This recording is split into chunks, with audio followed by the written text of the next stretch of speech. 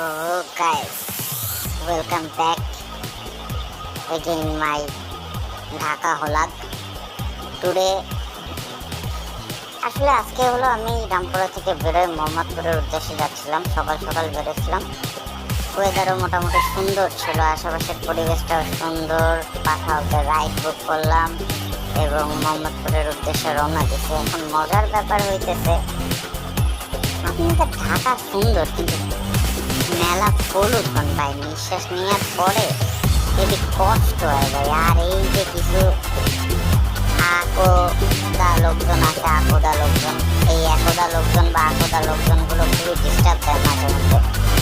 সবচেয়ে বড় কথা হইতেছে ঢাকার ব্যাপারে এত কিছু শুনছি, এত কিছু দেখছি, দেখে আমার হলো ভয় যে ফোন বের করে ভিডিও করতে ভয় লাগে। ওই যে জ্যামের মধ্যে দাঁড়ায় ভাবতে ভিডিও করবো, পরে ভাবলাম যদি দেখে ঠান্ডা খাওয়া মারে